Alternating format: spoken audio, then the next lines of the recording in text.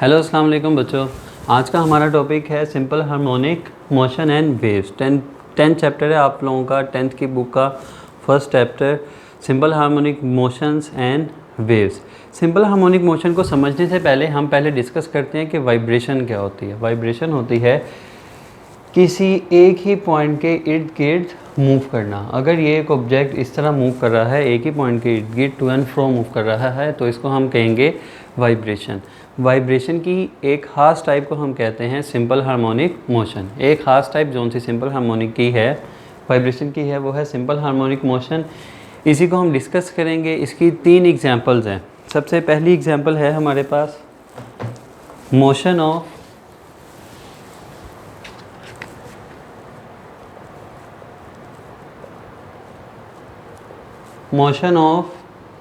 mass attached to spring।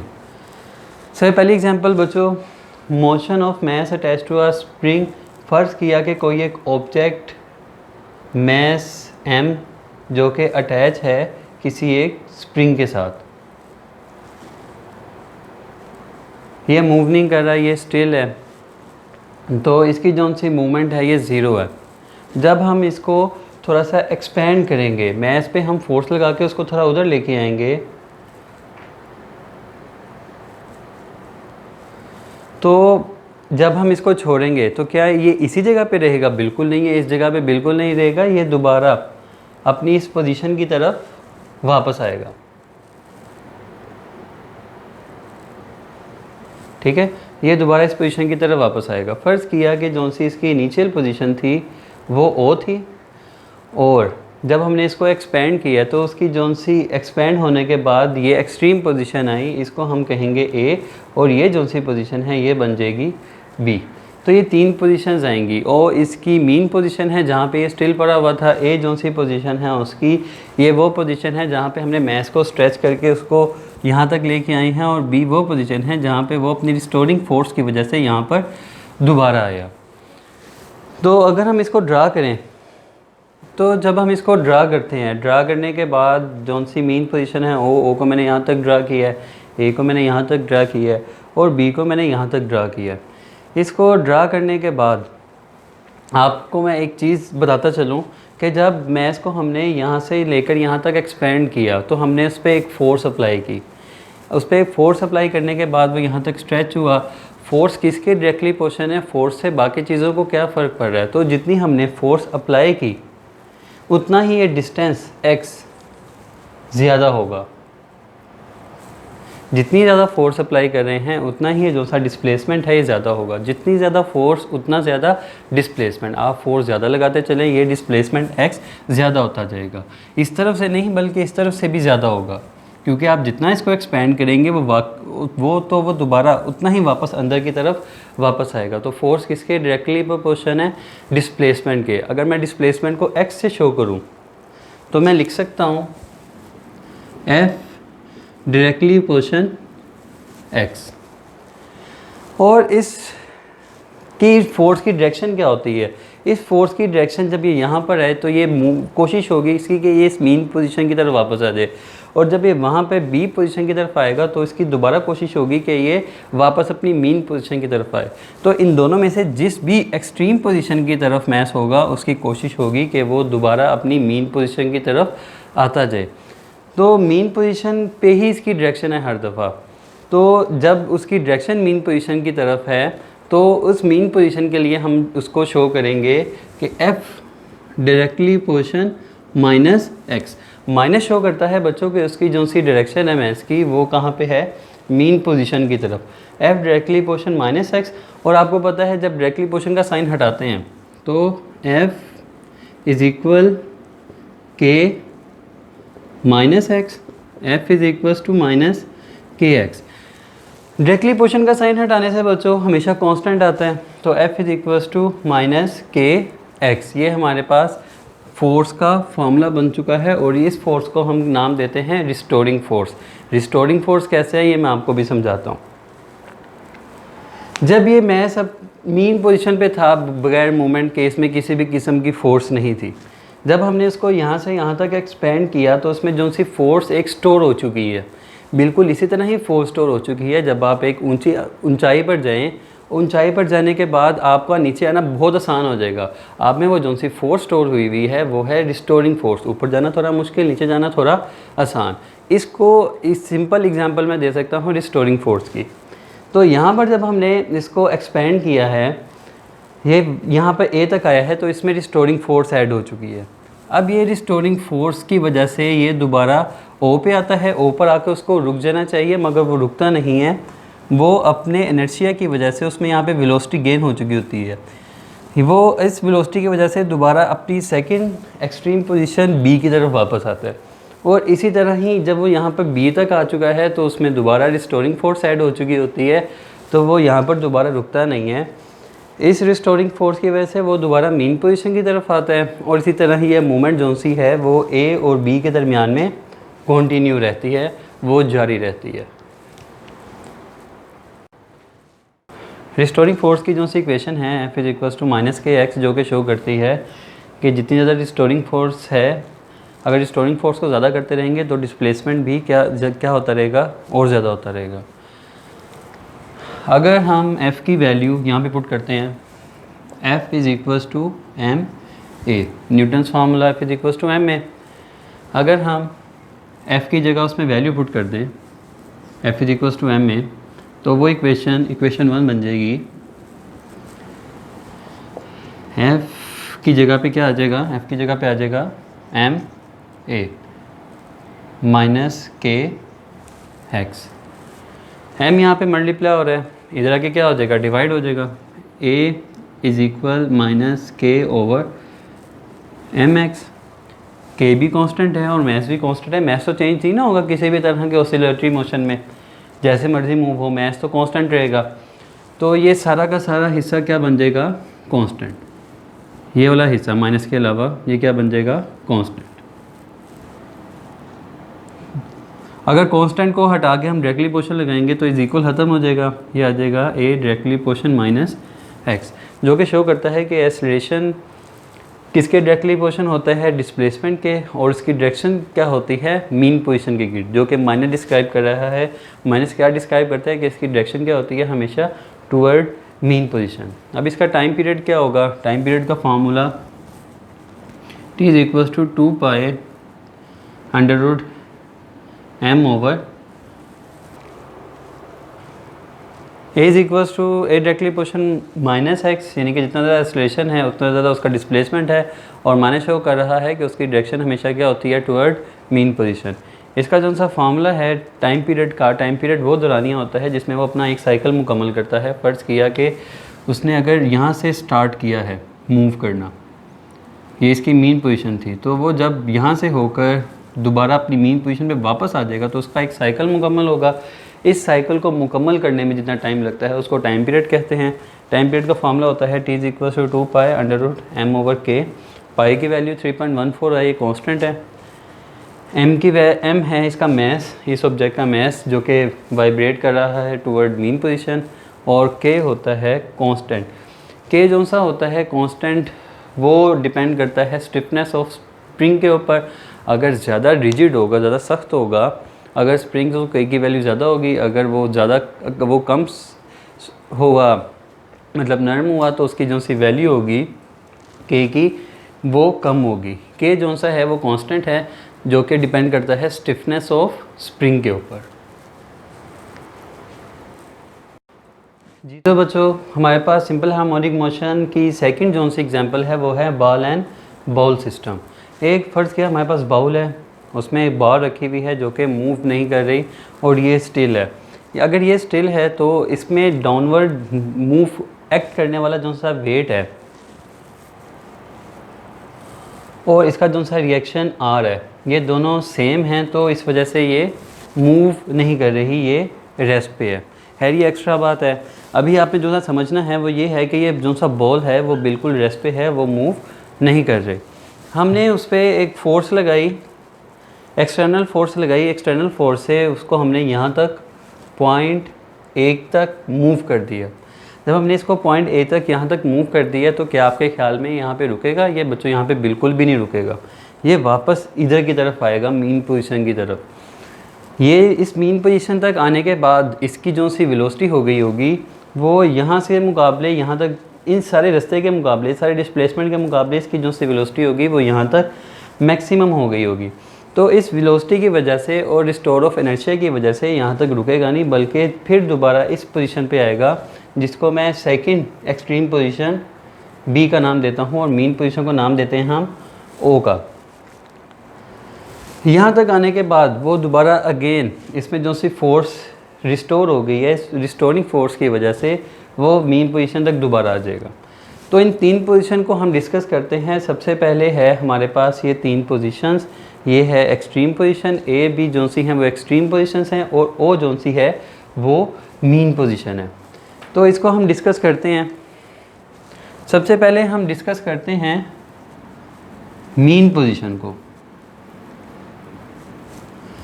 Mean position में जब यहाँ से यहाँ तक वापस आएगा, जब एक्सट्रीम पोजीशन से होता हुआ यहाँ तक वापस आएगा, तो आपके ख्याल में इसकी वेलोसिटी क्या होगी? यहाँ से यहाँ तक दोबारा आने तक इसकी जो सी वेलोसिटी होगी वो मैक्सिमम हो चुकी होगी। वेलोसिटी इसकी हो चुकी होगी मैक्सिमम। यहाँ से यहाँ तक पहुँचे भी इसकी जो सी वेलोसिटी हो चुकी होगी वो मैक्सिमम हो चुकी होगी। यहाँ से इस पे जो से उसने फोर्स स्टोर की थी उसका नाम दिया था मैंने रिस्टोरिंग फोर्स। रिस्टोरिंग फोर्स जब वो यहाँ से मीन पोजीशन तक दोबारा आ रहा है तो ये अपनी जो सी रिस्टोरिंग फोर्स है वो आहिस्ता आहिस्ता ख़त्म करता जा रहा है। पॉइंट ओ तक पहुँचने तक उसकी जो सी रिस्टोरिंग फोर्स होगी वो बिल्कुल ख़त्म हो चुकी होगी। वो अपनी रिस्टोरिंग फोर्स ख़त्म करने के बाद ही ओ तक आया होगा। तो मीन पोजीशन पे जो सी रिस्टोरिंग फोर्स होगी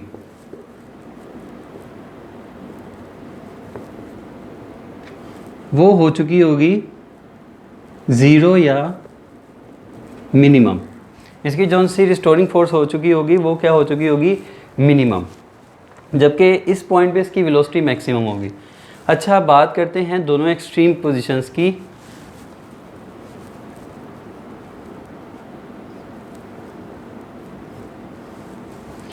एक्सट्रीम पोजीशन तक यहाँ तक जब आता है वो, जब आप किसी एक ऑब्जेक्ट को ऊपर फेंकते हैं तो वो बिल्कुल ऐसे नहीं होता कि वो फिर दोबारा इस तरह नीचे आ जाए। वो कुछ देर के लिए, थोड़े से इंस्टेंट के लिए, थोड़े से टाइम के लिए वो इस जगह पर रुक जाता है आके। जब आपने फेंका थोड़ा सा रुकता है फिर नीचे आता है।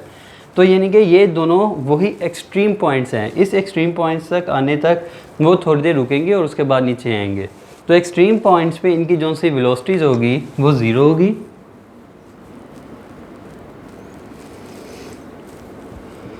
ज़ीरो या मिनिमम होगी, मिनिमम कह लें या ज़ीरो कह लें। और जब ये यहाँ से यहाँ तक मूव कर रहा है तो वो अपने आप में फोर्स रिस्टोर कर रहा है, जिसकी वजह से वो दोबारा यहाँ तक आएगा। तो जो सी एक्सट्रीम पोजीशंस हैं ए और बी, एक्सट्रीम पोजीशन तक वो अपनी फोर्स जो सी रिस्टोरिंग फोर्स है वो मैक्सिमम अपने एब्जॉर्ब कर लेता है। तो एक्सट्रीम पोजीशंस पे जो सी रिस्टोरिंग फोर्स होगी वो होगी मैक्सिमम। ठीक है, इसमें आपको बस यही चीज़ें समझने की ज़रूरत थी।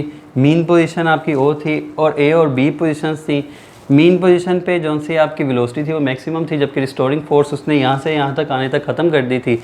जितना जितना इसका डिस्प्लेसमेंट कम हो रहा था, फ़र्ज़ कर लें कि ये एक्स है, जितना जितना डिस्प्लेसमेंट कम हो रहा था, यहाँ पे फ़र्ज़ किया कि इसकी अगर 10 है रिस्टोरिंग फोर्स तो यहाँ तक आने तक इसकी रिस्टोरिंग फोर्स 6, 8 और 4, उसके बाद यहाँ तक आने तक 0 हो चुकी थी। जितनी रिस्टोरिंग फोर्स कम हो रही, जितना ही नीचे आ रहा है, जितना डिस्प्लेसमेंट एक्स कम हो रहा है, उतनी उसकी रिस्टोरिंग फोर्स क्या हो रही है?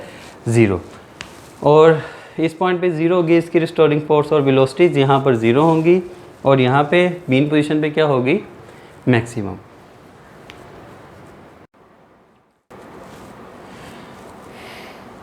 जी तो बच्चों, हमारे पास थर्ड एग्जांपल है simple pendulum, motion of simple pendulum.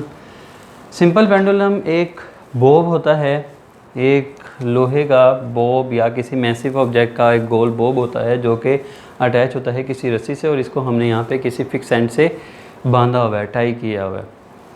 तो अब ये फ़िलहाल मूव नहीं कर रहा, बिल्कुल स्टिल है। एक ऑब्जेक्ट कब स्टिल होता है, जब उस पर एक्ट करने वाली फोर्सेस का रिजल्टेंट ज़ीरो होता है। तो यहाँ पे इसका जो सा वेट है वो डाउनवर्ड है, उसकी टेंशन अपवर्ड है। इस रस्सी की वजह से जो सी टेंशन प्रोड्यूस हो रही है वो अपवर्ड है।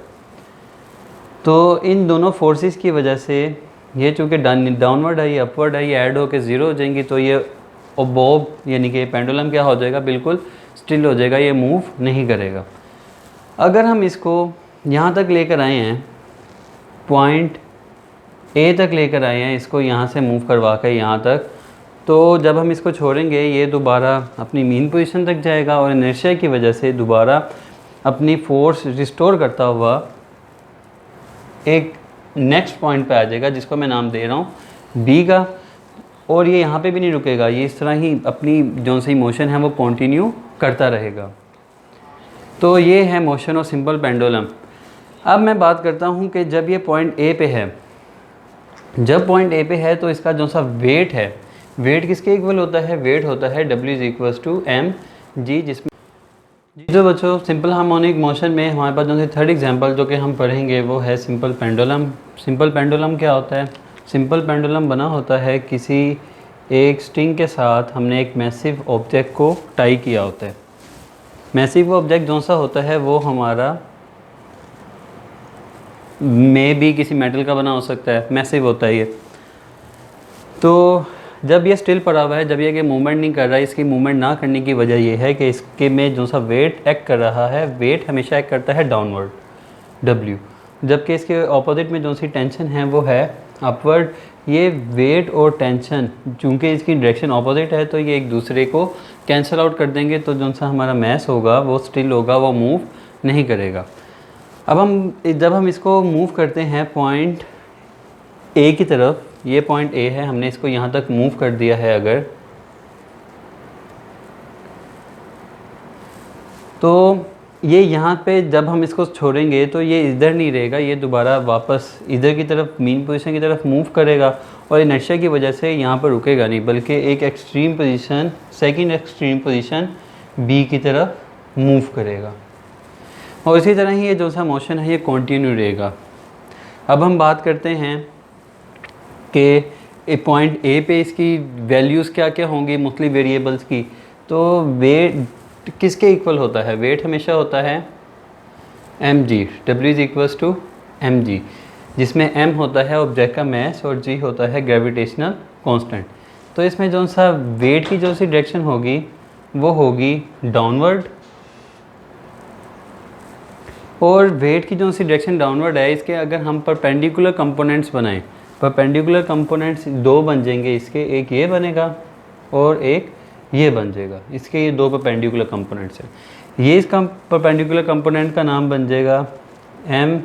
ये जो सा एंगल है, अगर हम इस एंगल को अगर थीटा बनाते हैं तो ये बन जाएगा कंपोनेंट mg साइन थीटा, और ये बन जाएगा mg cos theta. mg sine theta इस पॉइंट t की वजह से जो सा इसका टेंशन है वो हमेशा अपवर्ड है, इस पॉइंट t की वजह से ये जो से दो कंपोनेंट हैं ये दोनों इक्वल एंड ऑपोजिट हैं, ये ख़त्म हो जाएंगे, और जो सी मोशन होगी वो होगी इस कंपोनेंट की वजह से जो कि है mg cos थीटा।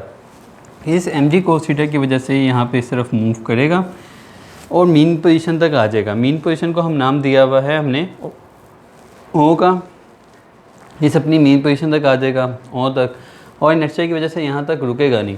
फिर दोबारा ये एक्सट्रीम पोजीशन बी की तरफ आएगा। बी में भी अगर हम दो कंपोनेंट्स बना लें, एक है इसका जो सा कंपोनेंट है mg, इसके दो हम परपेंडिकुलर कंपोनेंट्स बना लें, तो इसकी भी जो सी मोशन होगी वो इस तरफ होगी, और वो किसकी वजह से होगी, mg cos थीटा की वजह से। और ये इसी तरह ही अपनी मोशन को कंटिन्यू रखेगा। पॉइंट ए पर इसने जब ये मूव किया, जब ये पॉइंट ए तक आया, यहाँ से यहाँ तक जब ये पॉइंट ए पे आएगा तो पॉइंट ए पे जो सी इसकी रिस्टोरिंग फोर्स है वो मैक्सिमम हो चुकी होगी।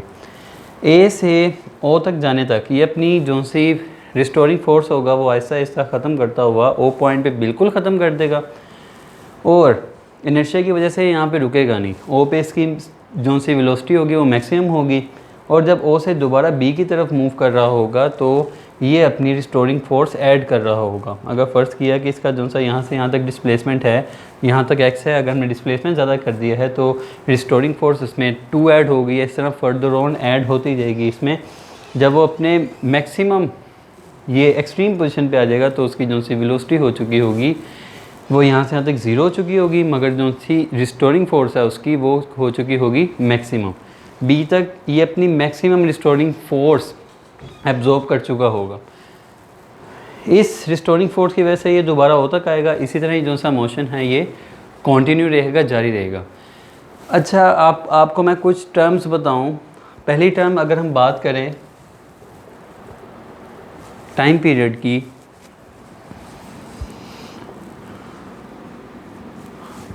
टाइम पीरियड वो होता है कि जब इसमें ये अपना एक साइकिल मुकम्मल करता है। एक साइकिल तब मुकम्मल होता है जब ये इसने यहाँ से स्टार्ट किया है और मूव करके दोबारा इसी पॉइंट पे आ गया है, तो इस पूरे टाइम में जौन सा दौरानिया होगा उसको हम कहेंगे टाइम पीरियड। ठीक है, जब वो अपना एक मुकम्मल साइकिल अपने एक साइकिल को मुकम्मल करने में उसको जितना टाइम लगता है उसको हम कहते हैं टाइम पीरियड। अगर उसने स्टार्ट यहाँ से किया है तो यहाँ तक मूव करेगा, फिर दोबारा यहाँ से जब दोबारा यहाँ तक आएगा, एक पूरा अपना साइकिल मुकम्मल कर लेगा, तो उसको हम उसमें जो सा टाइम कंज्यूम होगा हम उसको कहेंगे टाइम पीरियड। और इसके अलावा जो सी बाकी टर्म्स हैं, इसकी बाकी टर्म्स मैं आपको बता दूं। अगर पहली टर्म मैंने आपसे डिस्कस की टाइम पीरियड, उसके बाद जो सी अगली टर्म है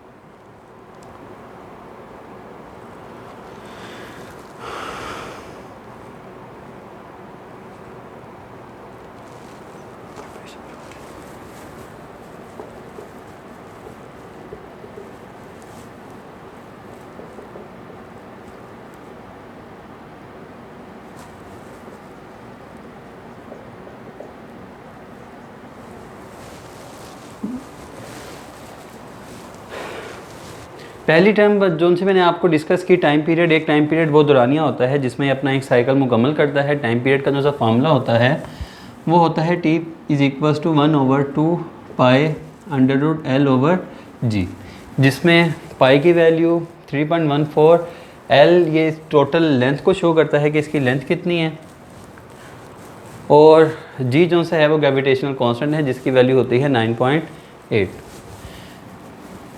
उसके बाद वाइब्रेशन। एक वाइब्रेशन एक मुकम्मल राउंड ट्रिप होता है। एक मुकम्मल राउंड ट्रिप को एक वाइब्रेशन कहते हैं। यहाँ से दोबारा अगर यहाँ तक आएगा तो ये टाइम पीरियड है। उसके बाद फ्रीक्वेंसी हम कहते हैं कि एक सेकंड में इसने कितने रेवोल्यूशन को कंप्लीट की है, कितने वाइब्रेशन मुकम्मल किए हैं। अगर एक सेकंड में इसने 2 वाइब्रेशन मुकम्मल कर ली हैं तो इसकी फ्रीक्वेंसी होगी 2। और एम्पलीट्यूड इसका मैक्सिमम डिस्प्लेसमेंट होता है अपने मीन पोजीशन से। अगर इसका मीन पोजीशन से जो सा डिस्प्लेसमेंट है अगर वो यहाँ से यहाँ तक 2 सेंटीमीटर है तो इसका एम्पलीट्यूड 2 होगा। अगर 3 है तो 3, अगर 4 है तो 4 होगा।